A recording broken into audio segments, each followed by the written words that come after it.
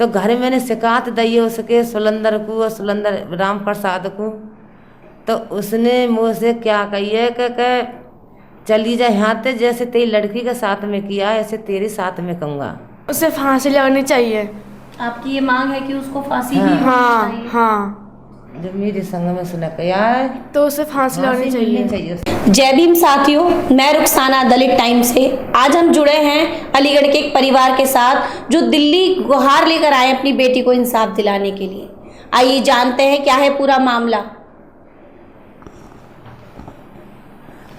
तो आंटी जी बताइए कि ये जो आपके गांव में आपकी बच्ची के साथ एक आरोपी ने दुष्कर्म किया है, तो क्या है ये पूरी घटना और क्या आपका कहना है इस पर? मेरी लड़की दुकान पे गई थी, तो उसने वो दुकान से आई से लौट के नहीं आ, तो धर्म नाम का लड़का सुलंदर का भाई तो मेरी लड़की को पकड़ के नहीं आ, एक खाली मकान में ले गया। तो खाली मकान में ले गया तो इसके कपड़े फाड़े, फिर इसके संग वो किया, गंदा काम किया इसके संग में। तो गंदा काम किया तो फिर इसे मारवे की धमकी दी कि किसी से कही तेने तो मैं तुझे में गोली निकाल दूंगा। तो इसलिए कि लड़की वहाँ से उठ के आई तो कि गली में गिरत पड़ता आई है। तो मैंने कि वहाँ ते रोमती देखी अपने घर ते, तो मैं नौकरी काय को रो रही है। तो मैं आई हूँ आके झोरे, तो आके सारे तो कपड़े फट रहे, सारे कपड़े इसके महले में हो रहे। आरोपी ने मारपीट भी की बच्ची के साथ? हाँ, महले भी में। तो मैं बोली मैं क्या बात है कि ऐसे ऐसे बात है, और मुझे यहाँ तक खींच के नहीं ले गया है धरविन, और मुझे मारवे की धमकी दे गया। तो मैं अपनी लड़की को घर को ले गई हूँ। तो घर ले गई हूँ तो मैं घर गिर के इसे खाट पे, तो मैं इससे फिर मैं उसके घर आई हूँ। तो घर मैंने शिकायत दी है उसके सुलंदर को और सुलंदर राम प्रसाद को।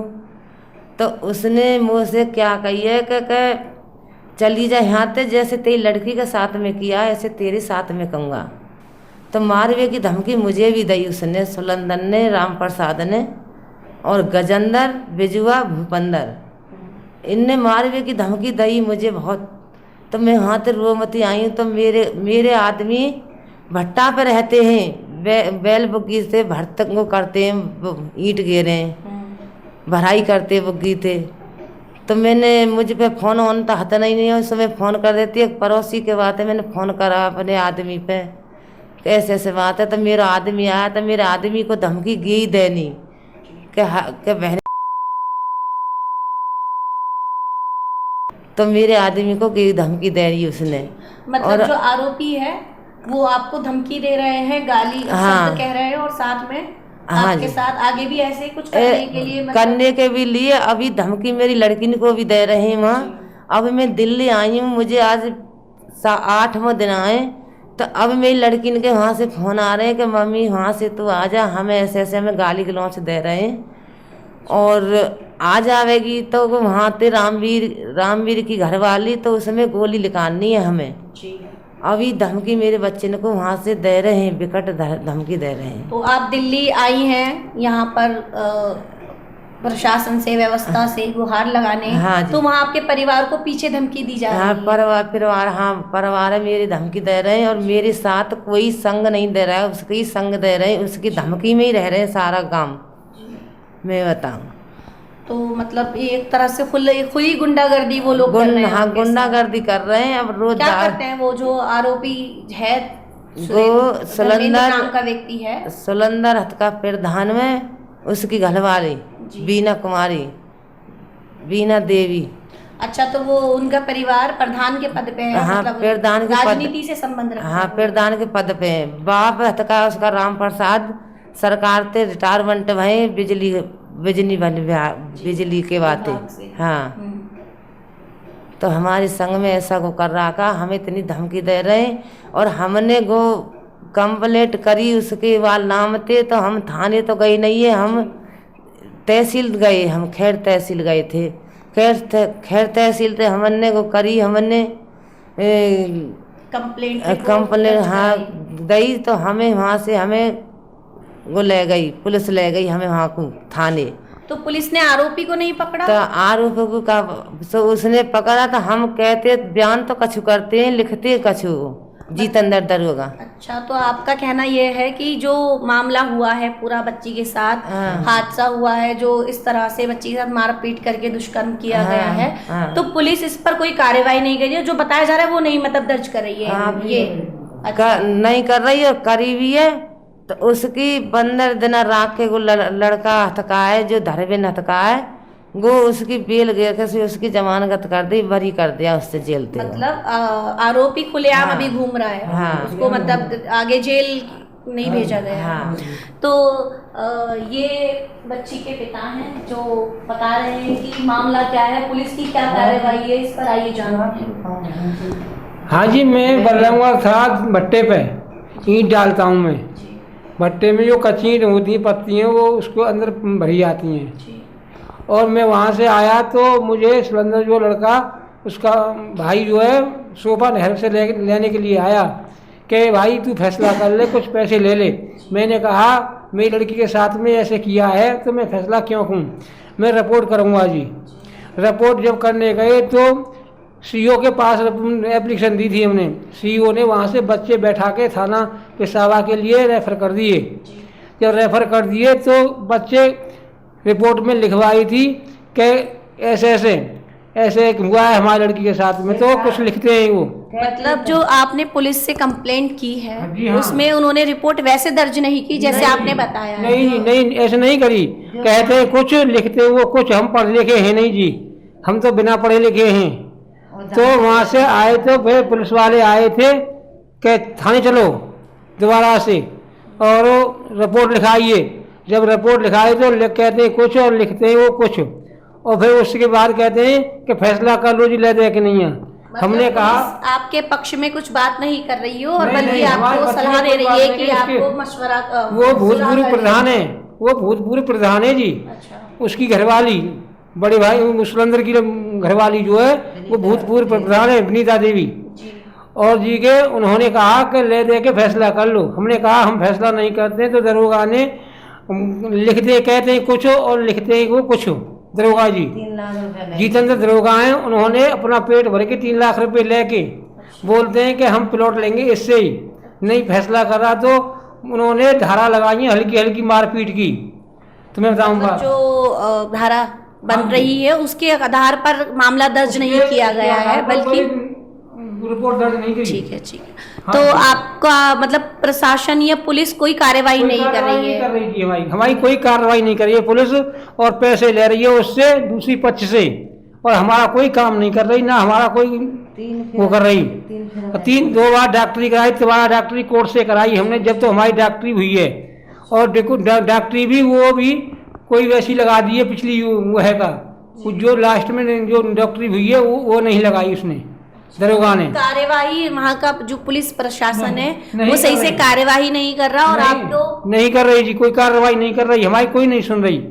और बोलते हैं बच्चों से तेरे माँ बाप कहाँ गए, उनको बंद करेंगे हम, और इधर उधर घूमते हैं, हम आते हैं तो घर पर नहीं मिलते, ऐसे बोलते हैं पुलिस वाले। और धमकी देते हैं, प्रधान है जी वो धमकी दिवाता है, लड़कियों को कहता है अभी तो एक ही लड़की पकड़ी है, वो दूसरी लड़की भी पकड़ी जाएगी।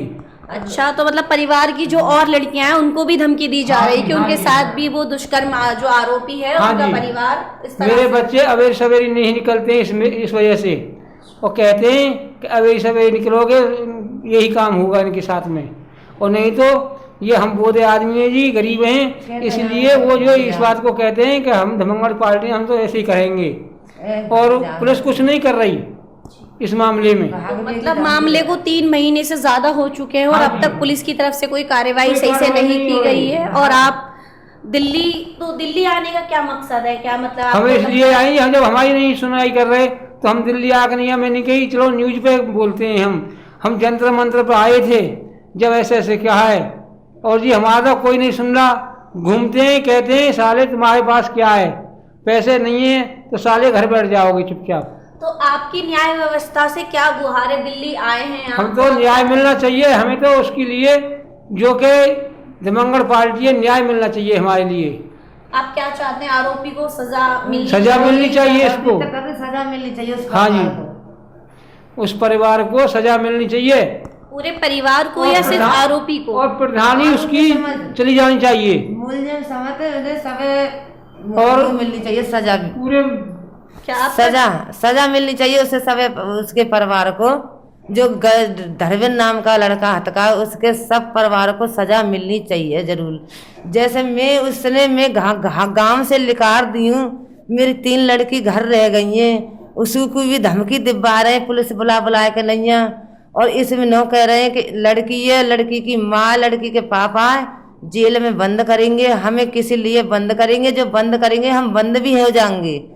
जब ये हमारे संग में कि है रहा कि हमारे संग में कि इतना अत्याचार हो रहा है हमारे संग में, तो हम बंद भी हो जाएंगे, हम कछु खा के भी मर जाएंगे। क्या करें हम, वो तो परिवार है, हम क्या करें बताओ। एक लड़का है हम पर, वो भी उसमें दिमाग नहीं है, कोई देवर जेठ नहीं है मेरा, मतलब बताओ आपको क्या परिवार करें? की तरफ से हाँ। भी कोई सपोर्ट नहीं है और नहीं ना है, गांव के लोग ना। ना प्रशासन आपका कोई साथ दे रहा है। गुंडे घूमते हैं, गुंडे की घुमाता है पूरे हम गुंडे किसी घुमा के जाते तो घूमता है हमारी वो। पिछाई करवाता है।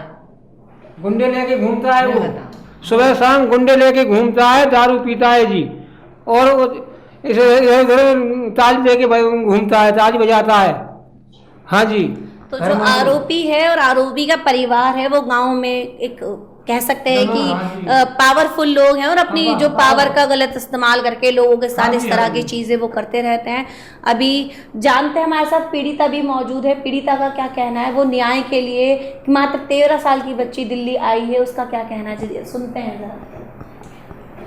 तो बताइए आप क्या चाहती हैं, आरोपी को प्रशासन न्याय व्यवस्था उसे फांसी लगानी चाहिए। आपकी ये मांग है कि उसको फांसी भी हाँ। होनी हाँ चाहिए? हाँ, जब मेरे संग में सुना यार तो उसे फांसी लगानी चाहिए। चाहिए उसे। साथियों, परिवार का कहना है कि जो आरोपी है उनको खुलेआम धमकी दे रहा है। आरोपी एक पावरफुल परिवार से संबंध रखता है। आरोपी के भाई प्रधान के पद पे हैं और पिता रिटायर अफसर हैं। अपनी सत्ता का, अपनी पावर का गलत इस्तेमाल करके वो गांव के इस निम्न परिवार के साथ गलत सलूक कर रहा है, साथ ही जान माल की धमकी दे रहा है। पीड़िता बहुत नासमझ और बहुत डरी हुई है। पीड़िता का कहना है कि आरोपी को फांसी मिलनी चाहिए और परिवार गुहार लगा रहा है कि आरोपी के साथ उसके परिवार को भी सज़ा मिलनी चाहिए। न्याय व्यवस्था कहाँ सो रही है, परिवार जो दर बदर फिर रहा है। न्याय व्यवस्था इनकी सुनवाई करे और इस परिवार को न्याय दे, ऐसी हम उम्मीद जताते हैं। बने रहिए दलित टाइम्स के साथ। मैं हूँ रुखसाना। जय भीम।